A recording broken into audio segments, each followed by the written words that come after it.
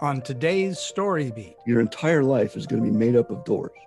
And as you walk past them, some of them will open, maybe a little, and you can get your foot inside. Maybe they'll open wide and they'll greet you to come in. But either way, what you need to do is you need to prepare yourself to accept the challenges of going through those doors. In other words, like in college, we cannot teach you to do anything. What we teach you is to understand that you can do anything. This is StoryBeat with Steve Cuden, a podcast for the creative mind. StoryBeat explores how masters of creativity develop and produce brilliant works that people everywhere love and admire. So join us as we discover how talented creators find success in the worlds of imagination and entertainment. Here now is your host, Steve Cuden. Thanks for joining us on Story Beat. We're coming to you from the Steel City, Pittsburgh, Pennsylvania. My guest today, special effects and water effects wizard Jim Doyle, received his undergraduate degree in theater from the University of Colorado and an MFA in theater and design from USC. He subsequently spent a number of years bumping back and forth between film special effects, commercials, and theme park design, working for Disney, MGM, Landmark, and numerous others, where he learned many different disciplines. Along the way, he invented a method for making low-lying fog for film and video that was safe, reliable, and breathable using liquid nitrogen and water. Alice Cooper was a big fan, and so were the movies. For that innovation, Jim earned an Academy Award in Technical Achievement. Then, after a year working with Steve Wynn in Las Vegas, Jim began an enduring relationship with wet design that has lasted more than 25 years. This was fortuitous for someone with such wide-ranging talents in technology and the arts, because at Wet Design, they invent everything they do. Over time, Jim picked up his still camera and began shooting pictures for Wet. He also became involved with the Los Angeles dance scene and started shooting not only dance performances, but the artists individually. Jim is known for his exquisite images of dancers in motion. For the record, Jim and I met while we were both at USC, meaning we've known one another for more years than either of us are going to admit.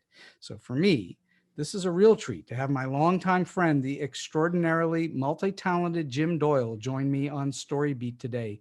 Jim, welcome to the show. Hi, Steve. Good to see you for sure. So let's go back in time a little bit. Where did all of your creativity begin? How old were you and what were you doing that you said to yourself, wow, this is really cool and I want to go into theater and maybe film? That's interesting to me. How old were you? High school. High school. What was it that got you there? What intrigued you? It's basically it was theater. So it's I sort of wandered into the theater scene because I was in the choir and they were doing I think they were doing Little Abner. And I auditioned for that and I got in and I was in the chorus, of course. And I was pretty hooked. So I sort of just stuck to the theater department for the next 3 years. And in the course of that, we would do sets and lighting and all that. And it became kind of clear to me that I understood this stuff. So this stuff being the tech end of things. Yeah, the tech end of things. Well, and also just the whole way the productions fit together. Right. Rehearsal process, costume, wardrobe, it's all this stuff to make a show. And then also, if there was something interesting that needed to be built, I could figure out how to build it. Mm-hmm. You were already handy at that age with mechanical things and putting things together. Yeah. I was becoming handy. Were you already good with electricity and that sort of thing then too? No, I learned it all in theater. In theater. All of it. Yep. I learned all of it. Reading books and talking to electricians that came in to work on the theater and that sort of thing. Right. And I just picked it up. And I would ask, we had auto transformer dimming systems. Oh yes, old auto T's, sure. Yeah. And ours, we would have failures occasionally, and we had an electrician that came in to help us fix those. And he taught me how an auto transformer dimming system works. Mm-hmm. So from that was kind of the springboard. And what you knew at that time, correct me if I'm wrong, is that you understood it and many Yes. people around you had no clue. Correct. That's the way those usually work. Yeah, it was sort of a surprise to me that I had an aptitude, because I was just sort of, I was very good in science, Mm-hmm. but I didn't see that as, an aptitude. The bell wasn't rung. Did you also feel like you had an aptitude for the art part of it? No, not yet. I was starting photography though, and I was kind of getting my arms around that. Mm-hmm. And I was like, I could be pretty good at this. So also a bit of art that requires technical knowledge. Yeah. Anything that I do art-wise requires technical knowledge. Mm-hmm. It's still that way. So upon graduating from high school, I didn't think I was going to go to college. And I got a job basically building mobile homes. Mobile homes. Somebody has to build them. And I got a job building mobile homes.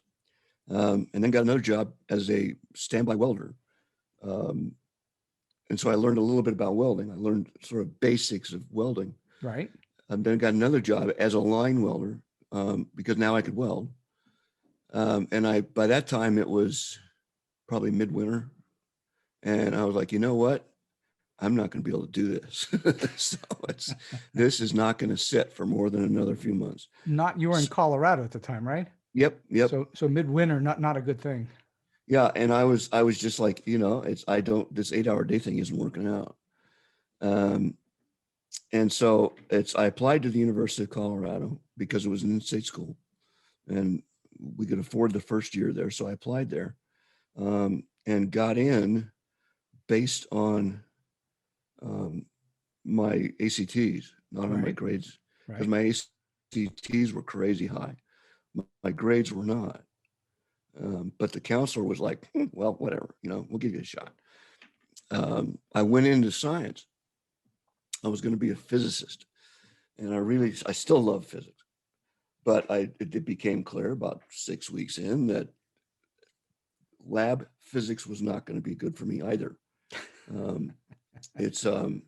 I like to do a variety of things, and physics, it is anything but a variety of things. Mm-hmm. You might spend your entire life, working on one subatomic particle, which wasn't going to sit well with me.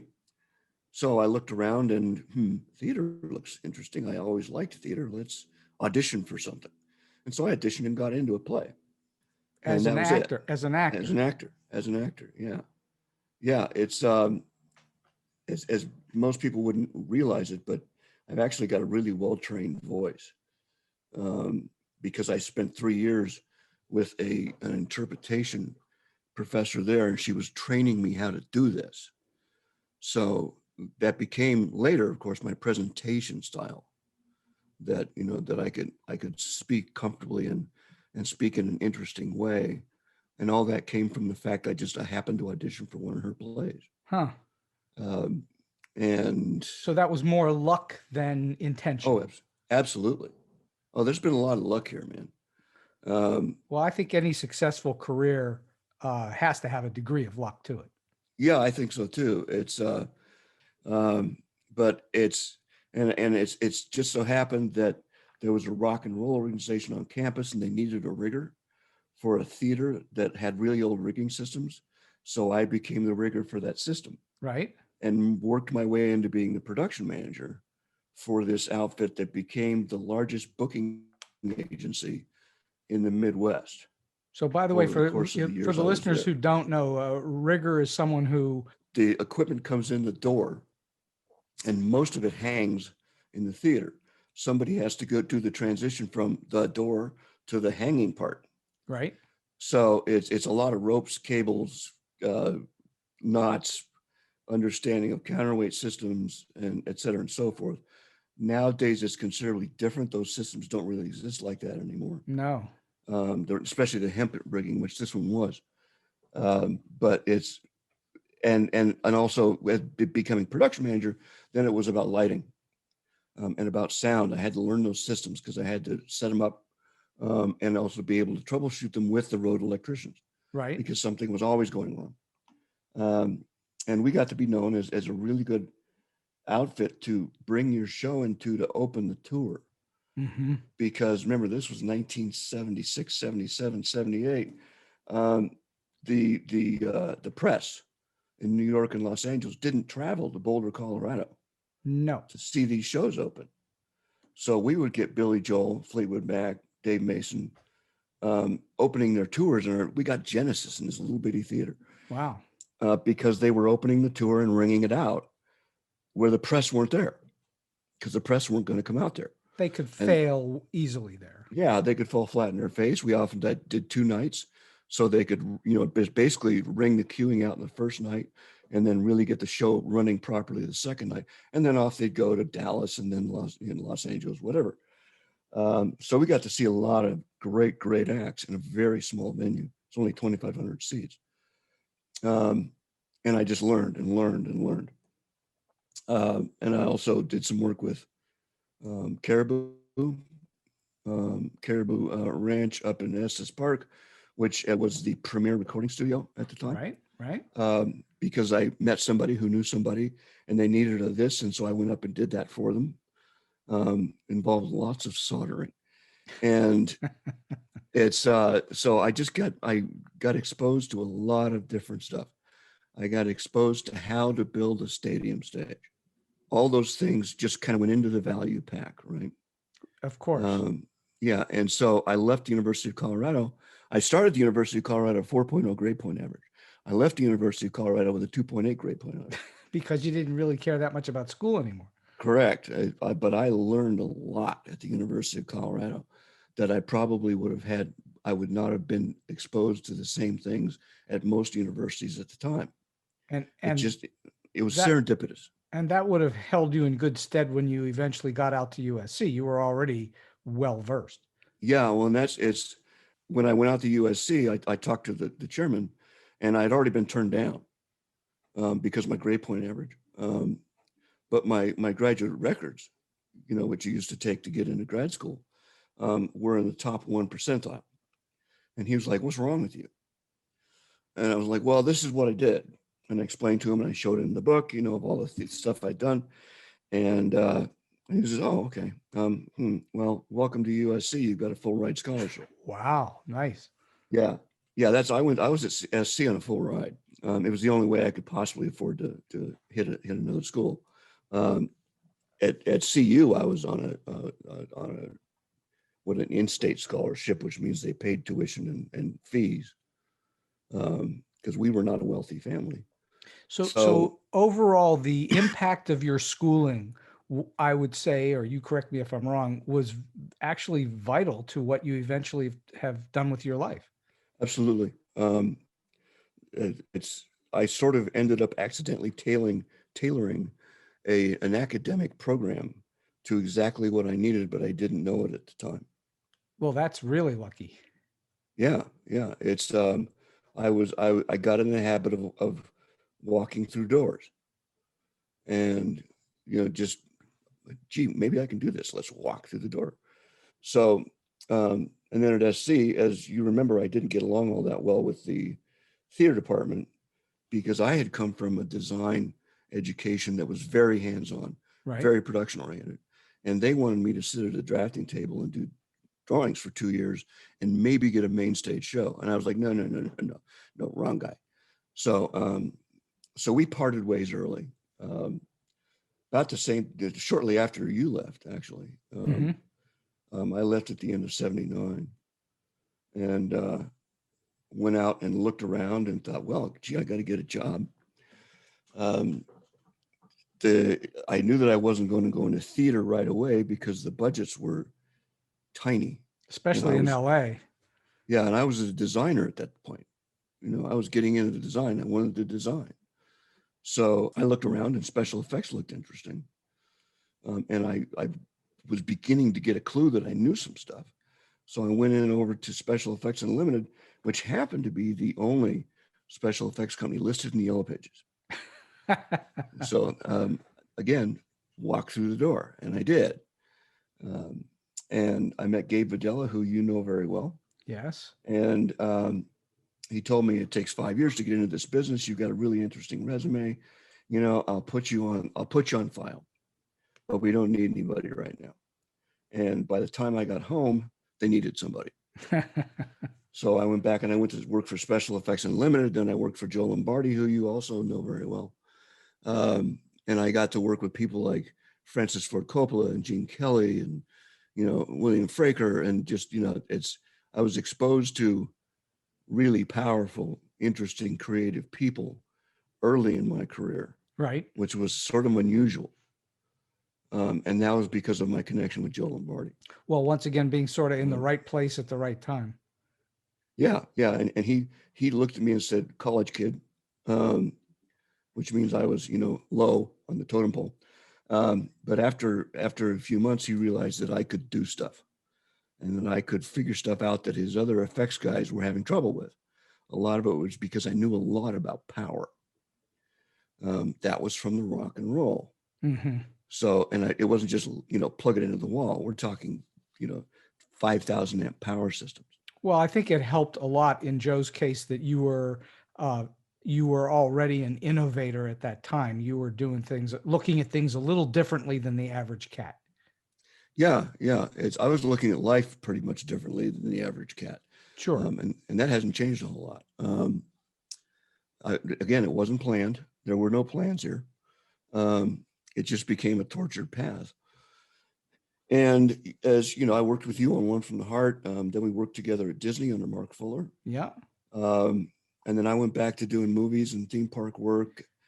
And you went on to become a writer. Yes. Well, you know, that's how it works sometimes. Yeah. Well, you know, everybody, you know, went into the industry in whatever capacity they wanted to go in the industry. I wanted to be working as a writer the whole time that we were working together on the technical stuff, but I have a little tiny bit of that capability, but nowhere near as grand as yours. Well, let's talk about motion picture special effects for just a moment. You worked on any number of movies, not only One from the Heart, but other relatively well-known movies. How long did you do special effects in movies? You eventually had your own company, right? Yeah, I formed a company in 1983. This company was basically a big truck with a machine shop inside of it and effects support equipment, right? So that I could go out on location and feed the company special effects there instead of having to send stuff elsewhere to do it. So that made me kind of valuable. That was in 83. 84, I worked on this little film called Nightmare on Elm Street. Nightmare on Elm Street, a little tiny movie. Yeah, low budget, right? Oh boy, was it low budget. And I took on the effects for that film. I think because nobody else wanted to. The budget was tiny. But I read the script and I was like, oh my God, I have to do this movie. So just so the listeners understand how the world works in terms of theater, motion pictures and TV and so on, before things become really big and famous, they're basically nothing. And nobody knows about this. And you get involved in something, it's, you know, Wes Craven in a low budget movie. And so what happens? Well, I met with Wes a lot before the film. So we rewrote the script to reflect the sorts of effects that we could put on the screen for the money that we had. Right. And that's how we ended up with the bathtub, the rotating room. Those things were, let's put the money on the screen. Let's not do things. Let's not do a whole bunch of effects. Let's just do the ones we're going to do really well and scare the living daylights out of people. Right. So, so we plugged away the 26-day shoot. We had 90 effects sequences in 26 days. That's amazing. It was crowded. I put together a crew of people that basically didn't know what they were doing. One of them was pretty good. And then the other ones were just coming up. And so we all just went about this together. And we created with Wes, with Robert Englund, and with David Miller, who was a special effects makeup guy. Right. We made Nightmare on Elm Street. And we had every expectation that Nightmare on Elm Street would open up, like most of them did, to like, a few $100,000 and then maybe get to 5 million after 3 or 4 months. It's wrong. Big time wrong. Yeah, big time wrong. We opened to the largest opening that any horror film had ever done ever. Wow. A few days. And one thing that we had to do was to get the financing, we all signed away the rights to any marketing, which wasn't a thing anyway. You didn't do that on horror films. You did it on Star Wars. So we said, yeah, okay, we'll sign away. So I made Freddie Krueger's glove. I designed it. I built it. You made the glove with the metal fingers. Yep. That's my design. Still have the drawing. And that was an action prop, right? So that comes under that agreement. That's now a legitimate piece of motion picture history. Yeah, and it's now in a museum in Seattle. Wow. So but 2 or 3 days after the film opened, Wes called me and we were talking about going to a screening. And he said, oh, by the way, we really screwed this up. I said, what do you mean? He says, the merchandising on this film is going to be huge and we don't have any of it. Oh, God. And I was like, yeah. And I didn't really understood what he meant, but the first year of the glove, now this was in 85, right? So the first year of the glove through Halloween, I would have had a check in my hands for $1.2 million. That was just 1/10 of 1%. Oh my goodness. I had a 1/10 of a point. My goodness. So yeah, it was like, wow. So it had legs, did really well. There were sequels. I worked on a couple of them. I didn't coordinate any of them. But also, I just want to make sure people understand. I think there were several other cool things that were in that movie that you were principally involved in beyond just designing things. When the wall comes in on Heather Langenkamp, that's your face pushing through the wall, is it not? It is. Yes, and I'm also in the bathtub. And you're in the bathtub. You're the hand coming up out of the bathtub between her legs. Yes, because I was the guy on set who designed this stupid thing and who just so happened to hold my breath for over a minute. So, and so I would just submerge and wait for Wes, and I could hear Wes, okay, and I would wait for Wes's cues, and I would do what he was telling me to do, and Heather was real nice about the whole thing. Well, because you got real friendly there for a little while. Well, we did. Yeah, she was basically sitting on my knees. But she was wearing a bodysuit, so it was okay. But even so, I'm this creepy effects guy in a bathtub with a star. So it's, but yeah, I pop up in that film quite a few times actually. And some of that is just because we had so many shots with Robert, that he couldn't cover them all. So it's when his face wasn't in, then sometimes I would do it. You were just the hand. I was just the hand, or I was just the face in the wall.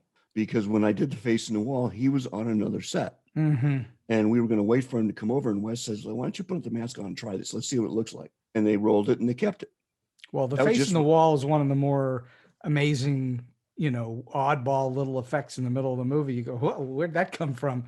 That is the first time in the movie that you suspect something is really going weird here. Yes. It's like we've done Tina's first dream, but then you're like, oh, wait a minute. Are we slipping out of reality here? And then we go into Tina's bedroom and yes, we are. So, and then we killed Tina. But it was a creative bonanza for me because so much stuff had never been done before, or certainly never been done on the budget we were working with. It's the rotating room is built with the understanding that I would keep it afterwards and that I could rent it out afterwards so I could pay for it. Right. Because the budget didn't pay for it. So you paid for the rotating room. I paid for a big chunk of it, yeah. And then I rented it out on films and rock videos for about 1.5 years, 2 years afterwards, and made the money back on it. So what else did that appear in? Most specifically, you saw it in Electric Boogaloo. Electric Boogaloo. Yeah, Dancing 2, which was the second of the Electric Boogaloo films. And we had this scene where Shrimp, one of the main characters, goes into his room, which is in a garage, Mm-hmm. a converted garage. And so he built the converted garage inside the frame. And then he's just met the girl of his dreams. And so he dances around the room like Fred Astaire. Like Fred Astaire. So that was, I did a couple of other things with it. I did The Stuff by Larry Cohen. I did a couple of rock videos with it. And then by that time I was so tired of setting it up, I didn't want everyone to set it up again. And so basically I scrapped it. All right, so let's talk a little bit about the process of being a special effects person. We're going to get to fountains here in a moment, but all right, so when you would get a script, like on Nightmare on Elm Street, aside from reading the script, what would be the first thing you would do? Look for every effect in it? Yes. Yeah. And usually you do it on the first reading. You break it down. You're making notes, usually making them in the margin. Just so you're like underlining something, note it in the margin, because most of the special effects are somehow indicated in the stage directions between the lines. So you read through and you're reading the lines, but you're also really carefully reading the stage direction. Mm-hmm. And it's like, she walks out on the porch into a heavy rain. Then that's a special effects guy there. Sure. The storm rages. I love that one. There's a lot of special effects there. The dead come crawling out of their empty graves. That was Thriller for the graveyard. Oh yeah, I guess I forgot you worked on Thriller too. Yeah. Oh yeah, I worked with Chuck Stewart on that. Yeah, and that's it. So you look for those directions, and sometimes they're just as simple as, there's a Thanksgiving scene and she puts the turkey fresh out of the oven on the table. That means that turkey has to be steaming. That's a special effect. So you really just pay attention to this stuff. And you might also make suggestions. Do you want to have a little bit of atmosphere smoke here? Do you want to maybe have like nighttime street view? Do you want to have some steam coming out of the storm drains, for some atmosphere? Once you've done a few of them, you get you're doing the atmosphere too. And so you start to pick out the things that might be atmosphere. Then you meet with the director and you talk about the breakdown, and you'll typically go back then and run a budget on it based on what he's agreed to and not agreed to, et cetera. Then that goes back in, and hopefully they take your bid, and that everybody likes you. So, so you've already started to plan somewhat, even though you don't have. So you start to plan the second you open the script. Mm-hmm. Even though you don't have the contract in hand yet. No. Well, getting the contract is based on planning. Sure. You need to answer the questions that the script is asking you. So it's not the director's problem to sit there and ask you questions about how you're going to do everything in the script. You need to pick them out, and then you need to ask him, mm-hmm. What did you mean by this here? How big do you want this to be? What's the length of this storm rages sequence? Outdoors, indoors, stuff like that. So you can get your arms around a volume of work. And also you can look at the things that are going to be really expensive. Right. A giant iceberg for entity. Right. Yeah, that was expensive.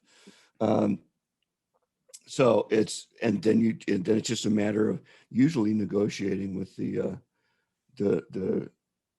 production lead, who used to be line producers. Now they're showrunners for the most part, but same thing. UPMs as well, yeah. UPM, yeah. Unit production manager. Yeah. So it's at the end of that process, you're still not being paid, but hopefully at the end of that process, you've impressed everybody, and you sign a deal memo. And that deal memo can be lots of different things depending on what production it is. Sure. But it says basically you've had the job. Let's get going. And so by the time you sign the deal memo, you've got a pretty solid effects breakdown. Now that effects breakdown is going to change at least 20 or 30 times during the shoot, minimum. But it's your roadmap. So on top of all of your planning, you also must be ready to make alterations on the fly. True? Oh yeah. It's like, especially if you're going to location, you take the stuff you need to location. You also take a half a truck full of stuff that you might just need. Mm-hmm. It's like my truck always had a rain gear on board. Always had rain gear. So I could set up, I could always set up rain anytime, anywhere to a limited extent. But let's do some rain. Can we have some rain here? Be really nice to have rain on the windows. Oh yeah, hang on, give me. And you got it on the truck. Mm-hmm. You've got the hose, you got everything you need. You've got smoke equipment, fog equipment, rain equipment, just stuff that you may need to be able to pull out of the truck on a moment's notice, partly because the weather's changing. So you just need to be available to make these changes on the fly for stuff that the production really is interested in you being able to make, and they love it when you can do it. Sure. That's how you keep your job, and that's how you get the next job. How often were you confronted with something where they wanted you to do something and you just had no resources for it at that moment? And how did you solve that? Did you ever have that happen? Oh, hundreds of times. So what was, you're always punting at that point. You're always trying to figure something out of nowhere. You're figuring something out. You're in Prescott, Arizona, and there is, we'd love to do this explosion effect on this thing. And I'm like, well, we're in Prescott, Arizona, and we don't have any pyrotechnic equipment on the show at all because it's not indicated in the script. So you hunt around and you find out that the local hardware store in Prescott, Arizona sells explosives. There's a mining operation going on in Prescott, Arizona. So they sell explosives to people that have proper qualifications. I had the proper qualifications. So within 24 hours, I was able to do this thing for them. It's, how are we going to do this? I don't know. What's the lumber yard got available? It's like, what have we got in the truck that we can saw into pieces and turn into something else? Do we have any air rams on the truck? How big are they? Can we push this? That sort of thing. So you just have some equipment. It's an endless series of creative problem solvings. Yes. Yeah. And that's what made it good for me.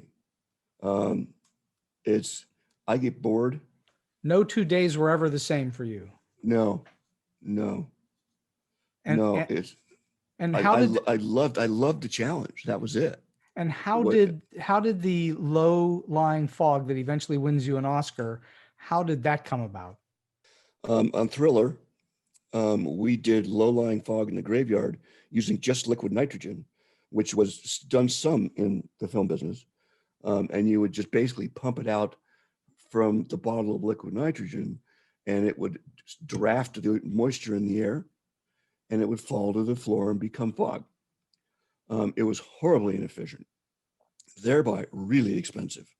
We were going through tons of liquid nitrogen, and also on a set like that, we ended up going through so much liquid nitrogen, we froze the set.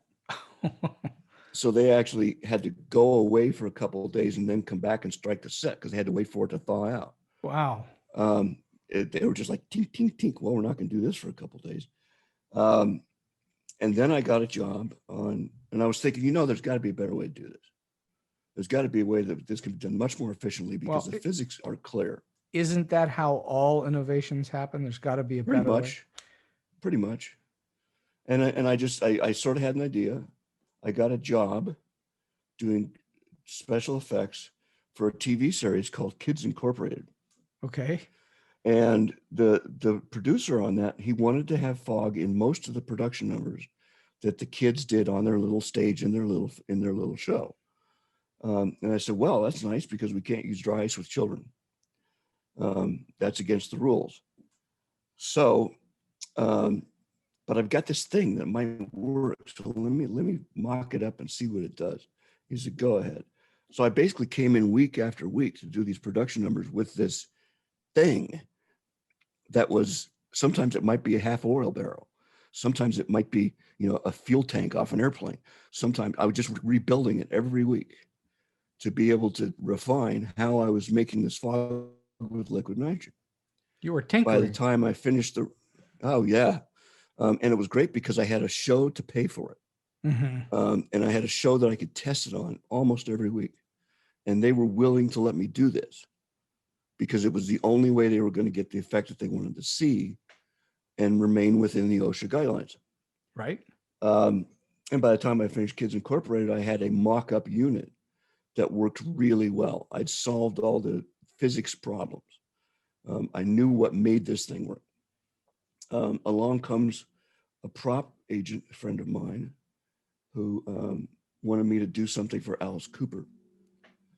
He said, because he'd seen my fog effects. He'd worked with me a few times. Right. So I would like you to show this to Alice because he has a number where he has to have a dancer lying on the stage for the whole number. We don't want to kill her. Good idea. Good idea, especially since it was Alice's wife. And so we ended up showing it to Alice and they really loved it, but it wasn't roadworthy by any stretch of the imagination. And Alice and his manager and agent said, well, basically, what's it going to cost to build one of these that's roadworthy? And I was like, I don't fucking $10,500. They said, okay. And they wrote me a check for $10,500. Oh, wow. And they said, have it here in Santa Barbara on this date and we'll drop it into the tour and we'll go from there. Okay. So on the date, I was in Santa Barbara with the machine and it was ready to go on tour. It was primitive, but it was able to go on tour they had smart roadies, and Alice already had smart roadies. It was you already built something that was slightly durable. Yeah, durable. And also you had to learn how to use it and you had to understand how it worked. So if it did something weird, you would know what to do. So you had to be pretty sharp roadie. Well, he had the best roadies in the business because he was Alice Cooper. And so off it went, and I ended up building 2 for him, built another one the next year, went to work for a company called RoboShop. They bought the rights to it. We worked out a way to make them, to manufacture them. The first one went free to Alice Cooper.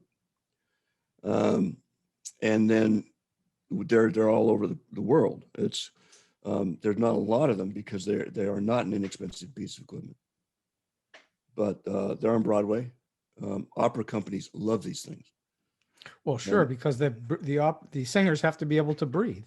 Yeah, and it's only water vapor, and they love the water vapor because they're always getting dry throats. So opera, basically, I mean, LA Opera has 4 of these things. I think Light Opera in Chicago has a few of them, and I'm sure the Met has a few of them. And how many of them are throughout Hollywood? How often are they used? Very rarely anymore. The technologies move forward, and now they do cold smoke, which is much less expensive to produce, gives you a nice effect, and it's much less expensive to produce, and it gives you a nice effect. So nobody wants to pay for the issues that go along with having liquid nitrogen fogginess. It's something where you really specifically need to have it. Most of these systems are the ones that are out there are either with opera companies or they're installed in theme parks. All right, because they can run 24 hours a day, 7 days a week. So now, at what point do you start to get involved in water? I mean, doing the low-lying fog is a kind of fluid effect. It is. But how did you get then involved in water? You eventually go to Disney, yes? Well, Disney came before all this. Oh, Disney came. That's true. Oh, that's correct. Disney, we were Disney in the late 70s, early 80s. Right? That's correct. It was the early 80s. And when I walked in the door as a special effects designer, I had no clue what he was going to be asked to do. Mark Fuller grabbed me and said, "You know how to make rain?" "Yeah." "Do you know what a centrifugal pump is?" "Yeah." "Do you know the difference between a butterfly valve and a ball valve?" "Yeah." Says, "You're doing fountains." And so I went, and also, "Can you draft mechanical drawings?" I said, "Oh yeah, no problem." So I ended up doing the first month at WED, doing the mechanical, basically the interpretation drawings, from the art drawings to the mechanical. For the listeners, WED eventually became WDI, Walt Disney Imagineering. Yeah, yeah. At that time, it was WED, which is Walter Elias Disney. Correct. And so, so I ended up working with Mark, and we did all the fountains at Epcot. And thus you were brought on board because we needed somebody to coordinate that wasn't an effects guy. That's correct. So yeah, we dragged Stevie in on that. So I love the water stuff. I was just in love with it. You took to it like a duck on water. I did. And so when I left Disney and moved on, and I knew shortly after that Mark left Disney and moved on. Of course, you did too. 12 years later, I knew that he had formed Wet Design, but I hadn't seen him in 12, 13, 14 years. Right. And I got a call. I was working on Nutty Eddie Murphy's Nutty Professor. Right. And I got a call from Mark Fuller, who said, "Did you work with Steve Wynn?" I said, "Yeah." I'd done Treasure Island by then. I said, "Did you get along with him?" "Yeah, I got along fine with him." Do you want to redo the Mirage Volcano?" "Sure." So I took a 2-month job to do the mock-ups and to do the proof of concept for the new version of the Mirage Volcano. That 2-month job was 25 years ago. Just coming up on, in fact, 26. We just came up on 26. Basically, I know stuff about Mark. He can't ever let me go. No secrets. Yeah. All right. So that then, okay. So now you've been with Wet for all these years. Tell the listeners exactly what Wet Design is and what they generally do. Well, we're now just Wet. Now just Wet. We dropped the design some years ago, but the corporation's still Wet Design. But now we're just Wet. And that was partly because we do a ton of manufacturing. We don't just do design. Right. And so basically what happens is a client will hear about us or know about us and will come to us with a project where they want some sort of a signature iconic water feature on their new, it's usually a new project. Sometimes we go on a rehabilitation of an old job, but usually it's new. And usually something they want that's going to be innovative. Yeah, it always has to be something nobody's ever seen before, which was easy 20 years ago. It's almost impossible now. I would think it's got to be really hard now. There's only so many ways you can throw. When we were laminar flow at Disney was that was pretty unique then, not so much anymore. Yeah. It's well, we still do a few of those features. I'm sure you do. Every now and then we'll still do a few of those. And then we work with the client to create a series of designs that will meet their requirements and hopefully exceed their requirements, because typically we find out they don't know what they want. They want a Bellagio, but they don't know why. Well, because it's big and spectacular and unforgettable. Yeah, but they don't know what it wants. They don't know. These things are expensive, man. They don't know what they want. They don't know how they want it to improve their business. You know, why are you going to put $10 million into a water feature at a shopping mall? How is that going to pay for itself? Well, this is how it's going to pay for itself. And it's not the concept you had in mind. This is what we think you should do. And so we'll give them their concept and say, this is this much money, et cetera, and so forth. And then we'll give them a couple of other concepts that are our concepts that are work within the $10 million budget and solve a problem that we think he has. So it's like, what do you want to do with this thing? Do you want it to draw people and keep them there? Do you want it to draw people and then every 10 minutes do a new flow through of people? In other words, do a turnaround? Do you want people to come sit for an hour and have a meal, but then go somewhere else? What do you want it to do? Do you want it to be visible from the freeway? Is it a sign? You know, what is this thing? And so we get these jobs, hopefully, and we build these water features. The most notable of which is the Bellagio fountain in Las Vegas. Which did you design that fountain? Me personally? Yes. No. But you installed everything, right? And you made it flow. I was basic. Yeah. Me and 200 other people. Huge job.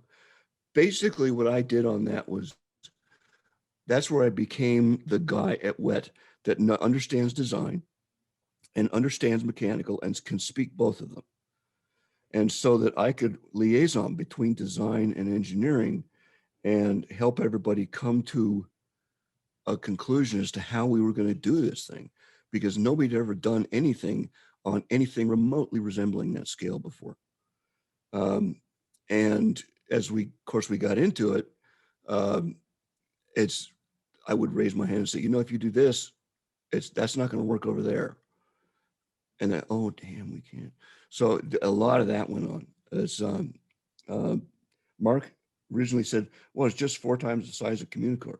And I'm like, no, it's 20 times the size of Communicore, because these things become expansively more difficult. It was 20 times the size of Communicore. Mm-hmm. Communicore being in the middle of Epcot Center. Yeah, that was the first thing I did with Mark Fuller. But based on that, we suddenly understood how to do water features on an enormous scale that were programmable and could dance. That became the business model. And that was 22 years ago. And that is put Wet big time on the map, didn't it? Yes. Yeah. That's because still nobody had ever seen anything like it before. Yeah. Yeah. It's still our best calling card. I would think it would be. It's still a massive show. It's beautifully done. It's breathtaking when you're standing there. It's even breathtaking on film, like in Ocean's 11. Yeah. Well, and it's we got to really basically stretch and break our wings a few times. Mm-hmm. From the design standpoint, it was like, well, we'll just do this. And the engineers and I were like, wait. You won't just do that, because to just do that is going to require 3,000 or 4,000 horsepower and compressors. Now, are you willing to commit to that? Are you willing to commit to the amount of piping that's going to be required to pull this off? Do you want to, you've done features that had 140 programming channels. This thing's got 5,000. Wow. Are you going to be able to deal with that? How are you going to be able to deal with it? So the control system had to be rebuilt from the ground up.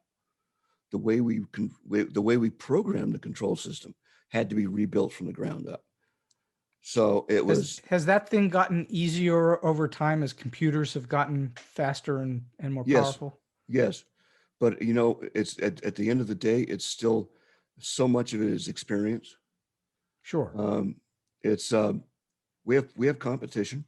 We'll do that feature for you at half what we'll do it for. Say, well, don't do that, because we're not going to come in and save you after you hire this guy to do this for half what we say we can do it for. It's there's a reason why we cost so much. And part of that is because we know how to do this. And we know already what the stumbling blocks are, and you're already paying for them instead of paying for them later. All right. And there's one huge part of what you do that is makes things even more difficult. Correct me if I'm wrong. And that is you're working with water. Well, yeah. And my favorite is working with water and fire at the same time. Yeah. Okay. These two things don't mesh all that well. No. Yeah. So I generally, I came in basically because I knew how to do fire effects, and I basically understood water because I'd worked with water before. Sure. And over the course of the years, we have combined the two, where we do a lot of things with fire that nobody can figure out how we're doing it, because it's happening right in the middle of water. And the water should put the fire out, right? Yeah. Oh, it does. Believe me, it does. Yeah. So we generally, we've figured out how to move water around pretty well. And the thing about water is, as I said, there's only a few ways there's a handful of ways to throw it into the air. It's what you do with it after you got it in the air, how you get it up there, and what you can do with it. So lately, we're still doing big water features, but we're doing an awful lot more now with really innovative things with video projection and with lighting, moving lighting installations, moving heads. Not during the day though, right? No, not during the day. Just at night. Just at night. It's the projectors have gotten to the point where we could actually, it was 5 years ago, 10 years ago, the projectors finally got to the point where we could actually use them because they were bright enough to be able to function for what we wanted to do. Mhm. Now, of course, they're 10 times that bright, and they're much more dependable, and so it's there and so forth. So we've gone into, we're doing a project in Dubai right now, which I cannot tell you about. Sure.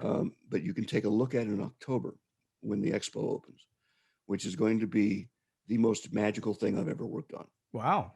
That's saying something. It is, you stand there and watch this thing and you're like, how is that possible that that's doing that?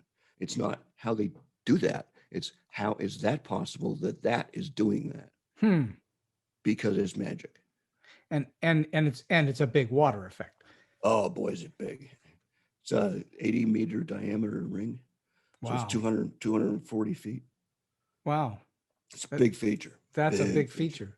Is this becoming your favorite thing that you've ever worked on? Yes. And because this is the closest thing to magic I've ever done. That's really saying something, because you've done a lot of things that are magical. Yeah, this is, when I first saw this, I was like, I can retire now. I'm never gonna top this. So, all right, all these projects, how many projects do you think you've worked on? Water feature project. Water feature projects. Yeah. Maybe 100 what? to 120. 100 to 120. And would you say that all of them sort of start out the same way, or is each one completely unique? They all start out the same way, but they're all unique. They all wind up being unique. Yeah, they go into the process the same way. The process is to intake the what the client wants, needs, and how big the space is. And what's the wind like? Indoors, outdoors. What's the weather like? It's those things, we intake all those things and we design from there. So the design process begins typically the same way. But the product is going to be, it might be recognizable as a wet design feature, but it's not like anybody else's wet design feature. And that's what makes this really hard to keep doing. Well, you have to keep topping yourself. Yeah, we have to, and it's not topping, it's just inventing. And my assumption is that you've also put into the world a number of water effects, fountains, whatever you want to call them, that are using repurposed ideas and things. Oh yeah. But you're trying to repurpose them in a way that look or come off as unique. Correct. And that's where I started moving into more theatrical and video lighting systems, because I wanted a way to basically get us above that level where you're just throwing water in the air and you're lighting it. We're animating the water. This is a kinetic sculpture, and we're lighting it, and then we're lighting it with color at night. It's really beautiful, and the sun's gorgeous. Now what do you do? Well, what if you take the animation to the next level, and you actually create visual animation upon this animation that is responsive to the animation. So it's not just shining lights. These lights are actually doing something in coordination with the water that is very specific. And the projection is doing something in coordination with the water that is so specific that we're doing video generation real time. Wow. We're intaking information and we're exporting video information real time. We have about a 1 frame lag. So that without, was hard to do. Without the fact that you can manipulate light with the water at night, because obviously in the day it sort of gets washed out by the sun, but Sure. Or unless you were inside, I guess you could do it inside. Sure. Without light via projectors, lighting instruments, and so on, you really wouldn't have much to talk about, would you? No. It's really it becomes about the light after a while. No, it doesn't. Because you want the light to serve the water. You want the water is the thing. The water is your organic element that everybody has an immediate relationship with. The water's your canvas. People don't have Yeah, and water. People, you could stand there and watch Bellagio, and then ask 25 people how they felt about it, what they thought, what did they see in their mind. It's all going to be different. Now, why is that? For years, people went and they still say this is a collective experience, and I'm like, no, it is anything but a collective experience, because with the music and the water and these things going on that are so wonderful and so magic, everybody gets a different picture in their mind. So everybody, that's why she's crying and he's got a big smile on his face. They're seeing different things in their minds. And so now you want to paint within that picture, but you don't want to drive that picture. Do you think of yourselves as storytellers with water? Are you telling to a certain story? extent? To a certain extent, yes. I argue with people a lot that putting story first is a bad idea, because in many cases nobody's going to understand it anyway. Mm-hmm. However, putting story first in some cases is a really good idea, because it is the driving force in what you're doing. Mm-hmm. This feature exists because of this story. We've got a feature in the Netherlands, a theme park, that is nothing. It's all fairy tales, all of it. And so we're painting the fairy tales with water, music. with Yeah, music just and with- water and with light. it.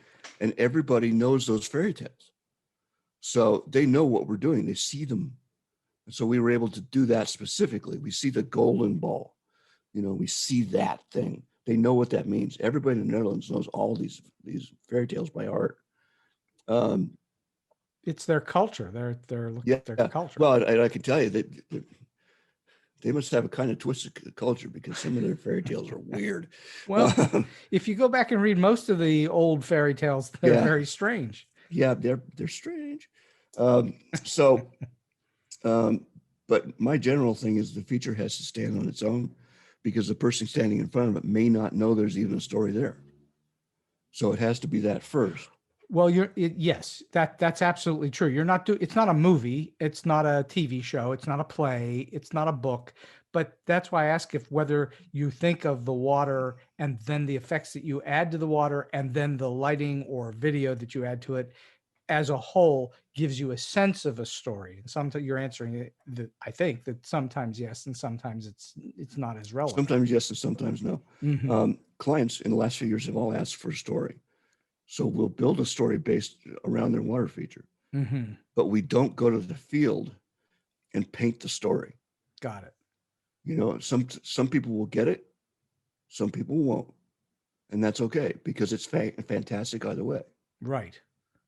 So you have to serve the feature. You have to serve that art.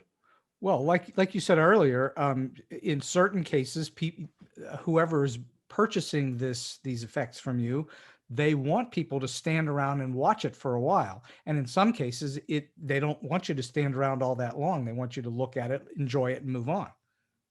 Yeah, that's why most of our shows are 4 minutes to 5 minutes long. Mm-hmm. They're trying to turn the audience. So it's, attract them in, bring them in, and then turn them away. Yeah. And Push then have them down to the next thing. Have them wander away. Right.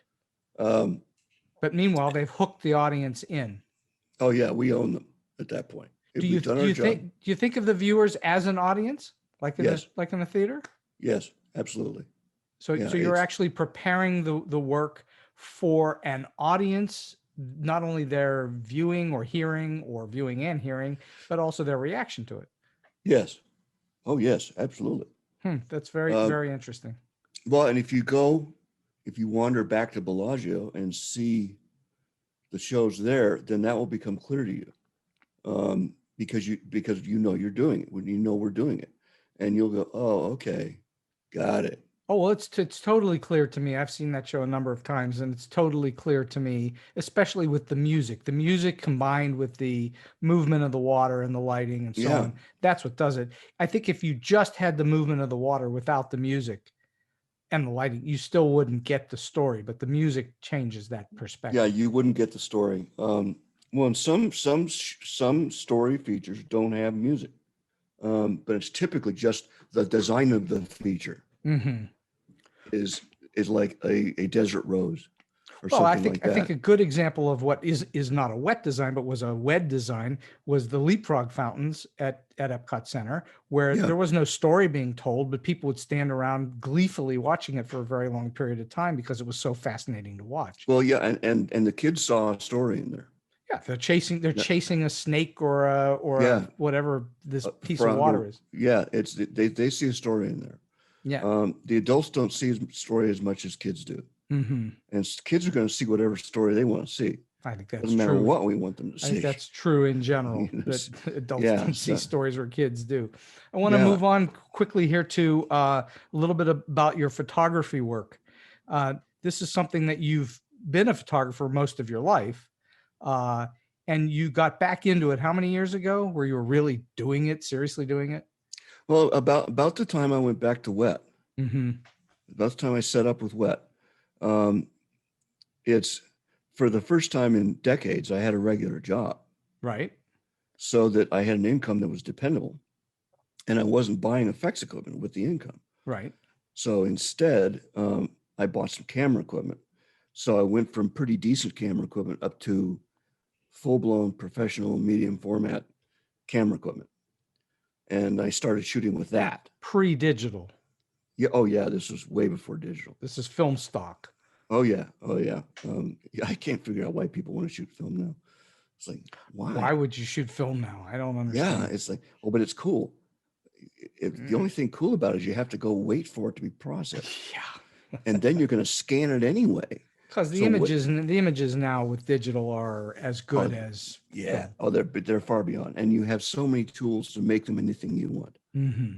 It's like, but film has a look. Well, I can give you the same look in 5 minutes on Photoshop, and you'll never be able to tell a difference. Mm-hmm. You cannot tell a difference, and I guarantee you can't tell a difference. So Because no, go ahead. I'm sorry. to get that image into a computer, you've already had to digitize it. So you can't look at the pixels and so forth and say this one is original and this one's digitized. Right. That's true. You can't do that. So it's like, so you're wasting your time, guys. Go pick up a digital camera and get to work. Sure. Absolutely. So, all right. So what then, how did you get involved with dancers? Because that's really where most of the images I know you for are with dancers. Yeah. Yeah. It's, I've known Kenny Ortega for a very long time. Mm-hmm. I first met Kenny at the University of Colorado when he was with the Tubes. Huh. He toured through with the Tubes. And then I met him again on One from the Heart. He was working for Gene Kelly. He was the dance captain for Gene Kelly. Okay. And we recognized each other. And it's like, where do I know you from? Where do I know you from? We finally figured it out that, well, just this one day in Boulder. And then he went off to do what he was going to do. I went off to what I was going to do. And he did a couple of really spectacular things. One of them was this little thing called Dirty Dancing. Mm-hmm. And I noticed that Kenny Ortega did Dirty Dancing. And I'm like, wow, he's really going somewhere. Well, he has gone somewhere. But we've been friends ever since, very close friends. And I just saw a ballet with him last week. So, and I've always loved dance, and I love people that dance, and I love the whole culture and all that. He introduced me to his agent, so I got to know her a little bit. She had one of her dancer choreographers was doing something with Los Angeles Ballet. Now I'm going to see Los Angeles Ballet because I want to see these new choreographers, because I'm looking for new influences in choreography for water features. Interesting. And there was this one, actually there were three of them that were really, really interesting. One in particular, Sonia Tea. And so I looked at her reel online. She had a terrible reel. And so and that was one of Julie's clients. I said, Julie, why does this stuff look so bad? She says, because the clients will not give us good video. And there's nothing we can do to get it from them. It's like, well, why don't I shoot it for you? We'll just get permission from LA Ballet and I'll shoot it for you. And then the dancers and the choreographers then will get good video to put in their reels. Nice. This was assuming, of course, at the time that I could shoot good video, which I couldn't, but I learned quickly. Shooting dance is hard, man. Why is it hard? What well, makes it because hard? first of all, I've probably never seen the dance before, and I'm shooting live. It's all my dance videoing has been shooting, almost all of it. Has no rehearsal for me. I go into the theater and I shoot the ballet. And if I'm lucky, I'll get to shoot it again so that I know a little bit more, about what's going to happen when and that sort of thing. But I'm shooting for clips. I'm not shooting for a full length piece because my work then goes to the LA Ballet's commercials. They Wow. use my work to do that. I give the video clips to the dancers. So they've got some really good looking video clips that they can use in their reels. Mm-hmm. Then going along with this, I got to know a couple of the dancers and was like, what would you think about shooting with me? And they were like, well, that'd be really interesting. Yeah. And so I did a couple of those. You're talking about with individual dancers now. Yeah. Just doing portraits and that kind of thing. And I ended up doing a design. I got back into the design for Lions Ballet in San Francisco, got to know more dancers, and came back down here and got to know more. It was a thing where it just kind of grew over time. And somebody we know, me, had resources that nobody else has. In other words, I've got a 40 by 80 foot space that I can rein in anytime I want. Mm-hmm. I've got pools in the floor that I can throw dancers in anytime I want. Mm-hmm. It's so I did. And I started shooting some stuff that was really unique and everybody wanted to do it. So they did. Because you were putting dancers into water, which was unusual. Yeah. In a very artistic, carefully lit, designed way. Oh, extremely. Yeah, it wasn't just a shower head, everything was really specific. And I was shooting some top people, I was shooting prima ballerinas and I was shooting winners of So You Think You Can Dance, and people like that were, wanted to work with me. And I've sort of moved on from that, and I'm doing some other abstract work now in a small studio, but I'm still doing it like crazy. It's and most of the people that I call muses nowadays, they're still all dancers, almost all of them, because I don't want models, I want dancers, because dancers understand what every single point on their body is doing at any time. Mm-hmm. Models can't do that. And so dancers can throw a pose that models can't do. They're used to going through poses. Dancers can get into a pose and stick, and then you say claw, and they'll do that with their hand. They understand all that stuff. I love shooting dancers. And then the dancers love getting the work because they get prints. It's a gallery, gallery size prints. So, and they get stuff for their books. It's really unusual. And, we do prints for their parents and that sort of stuff. Mm-hmm. So, so that's basically what I've been doing for the last few years, especially last year, since we've been in COVID. I haven't shot anywhere else but my studio, and we shot safe for 6 months or so, with proper ventilation and masks and all that. And now we've opened back up because everybody in the industry is vaccinated. Right. A professional dancer who I brought in, and we did a couple sessions with her where I'm doing an image, and then I take and manipulate that image, and then I reproject it on her. Oh, and wow. Then that becomes the shot. So we're fooling with space and time, And going all the way back to your beginnings, all the way back to your roots, you're still working with light. It's all about the light. It's all light for me. Yeah, it's funny with the water. It's all light to me, and sound. Light and sound. I really pay attention to what a water feature sounds like, and I can tell the designers that this will be too loud for your environment. You can't do this. And they're like, why? I said, well, come over and I'll show you what one of these novels sounds like. Because, water going up doesn't sound like anything. Water coming back and landing can be really noisy. Oh, yeah.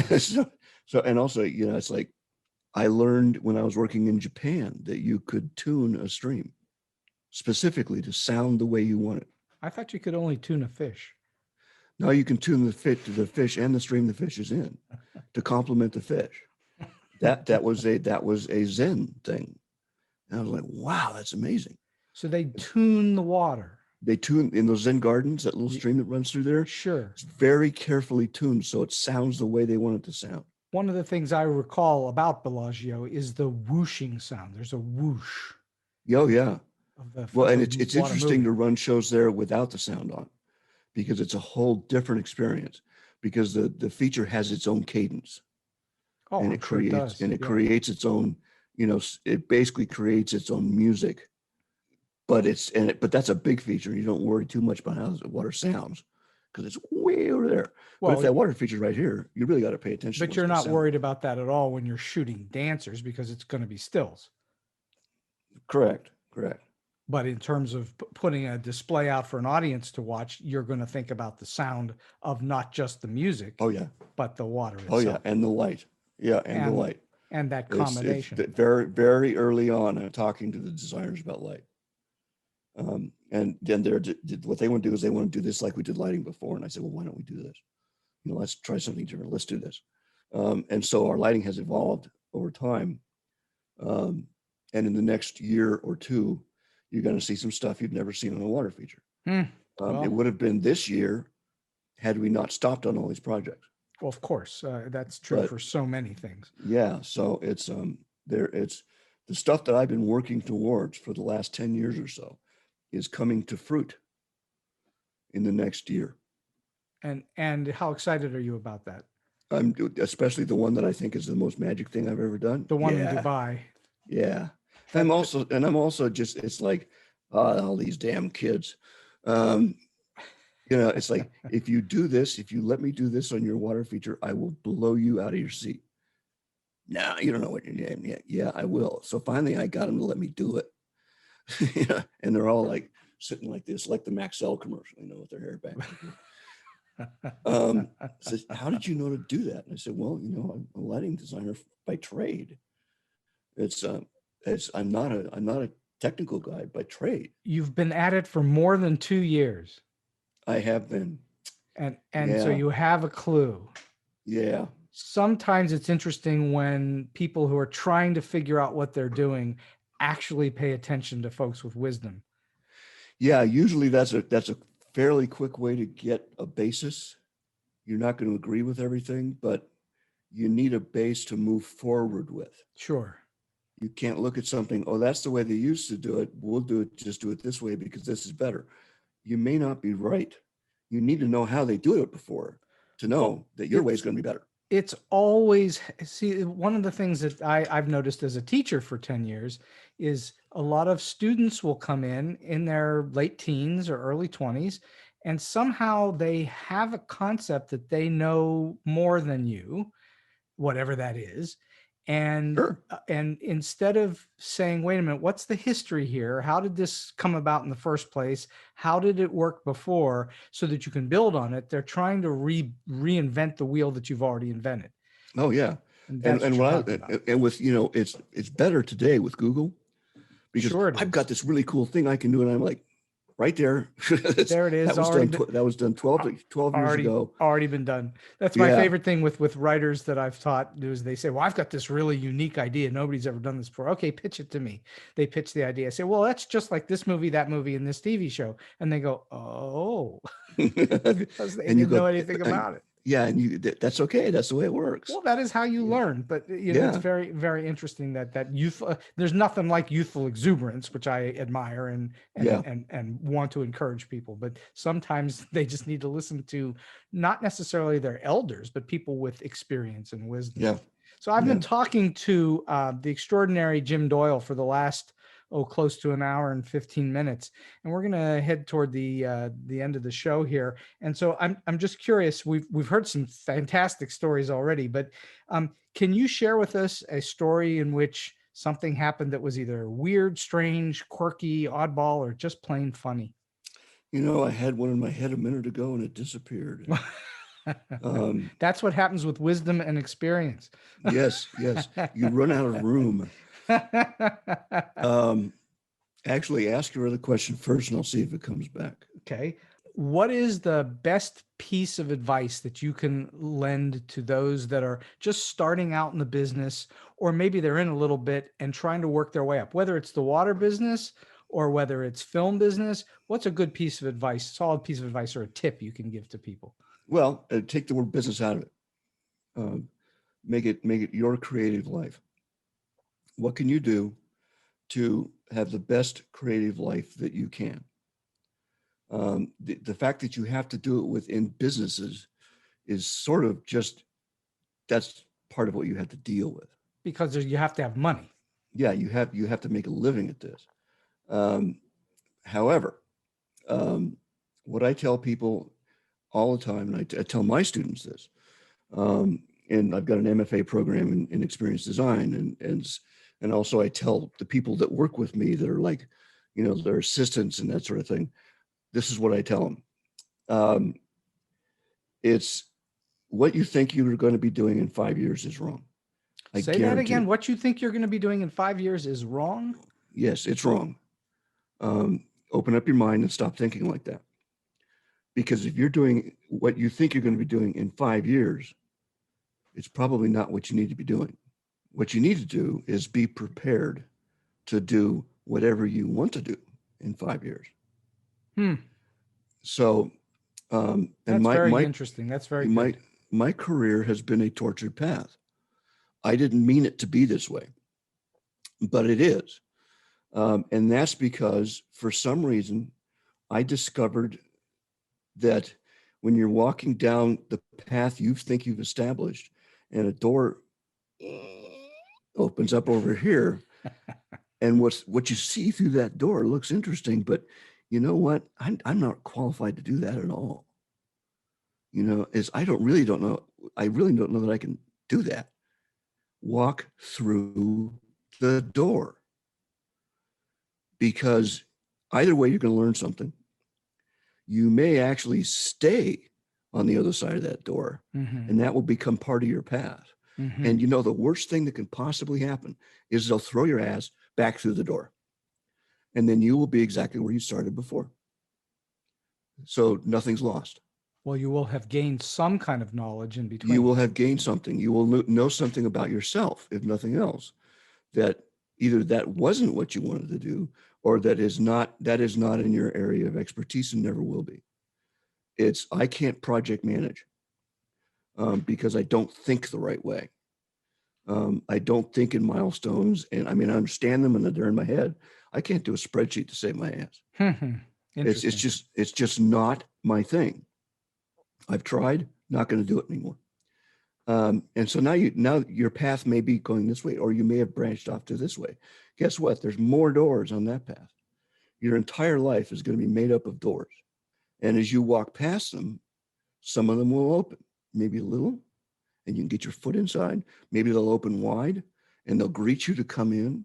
But either way, what you need to do is you need to prepare yourself to accept the challenges of going through those doors. In other words, like in college, we cannot teach you to do anything. What we teach you is to understand that you can do anything if you choose to do it. And if you then decide to walk out there, especially in creative, walk out there and start looking for doors. And your door happened to be bending steel at Special Effects Unlimited. And that turned into a tortured path that became your career, right? That specific thing doesn't really have a whole lot to do with your career, but you got to work on one from the heart, and you got to see some of the best people on the planet working. 100%. That became part of your education. All of this is education. So it's, you just have to, if you want to live a creative life, you have to be prepared for that life to change all the time. And if you're not prepared to have it do that, you're going to get stuck in something, and you're going to have to be okay with that. Or sometimes if you're not prepared to make those changes and be that flexible, sometimes it's best that you find a career where those changes are not happening all the time. Yeah, because you're not the right person. Right. And that's part of the discovery process, isn't it? Yes, absolutely. You got to find out who you are, find out how to get about doing things. And then it's a project manager for Wynn Design told me years ago when I was about 46, 47. He said, well, what do you want to do for the rest of your career? I said, well, I'd probably just keep doing what I'm doing. You know, it was at the time. I'll probably just keep doing this sort of thing. I really like this. He says, you're not going to retire? And I said, no, probably not. Not unless I'm forced to retire. He says, well, good, because at this point in your career, you're finally valuable. Like, excuse me? He says, you're 47. You finally know enough that we want to talk to you. You have value to us. You're now valuable. That's where you've come to. Keep following that road, and you will continue to grow, and you will continue to become more valuable, and you will never be bored. You become a vessel of information. Yeah. And you continue to add information to the vessel. And you become a contributor. That's all I ever really wanted, was to be a contributor. Well, that you've done, and that you've done and more. Well, and funny thing is, I didn't figure that out until I was in my 50s. Well, maybe you weren't supposed to figure it out till you're. Yeah, I guess not. It's a good thing I didn't want to be rich. Yeah. Well, this is not. But are you satisfied? No, yes. Oh, I'm so satisfied. I mean, there's parts of my life I would like to be different. There's parts of your life you would like to be different. Of course. But if only you had known to take the merchandising on Nightmare on Elm Street, I probably would have ruined my life. You wouldn't have wound up doing wet design work. No. Would have been something else. That would have been such a massive influx and change that it would have super redirected what I was going to do. Well, you can't go back and change it. It is what it is. And you move forward from there. And I'm very popular with certain strange people on the internet. There's a big following for Nightmare on Elm Street. I bet there is. I bet there is. I think I have a quick answer to your first question. Okay, let's hear that. Working at Disney, you were familiar with this, of course. We had that big round pool that was the test pool inside the building. And I was in there doing things with laminar streams for Mark Fuller. I had the hip waders on, your chest waders, and I was doing things with laminar flow. And John Lynch, who was the head of design for Disney. John Hench. John Hench had the cravat, always wore the cravat. And he walked, I heard him say, James. And I turned around and I looked at him, and this little guy is standing next to him. He's so small that he's only this big on the pool. Salvador Dali. Oh, wow. And he said, Salvador is very interested in what you were doing. Can he work with you for a few days? You can bet I opened that door and stepped right through it.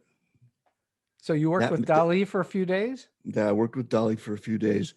Just he was fascinated by what we were doing with water that related to his art. Wow. And I was like, okay, I'm beginning to see something really important here.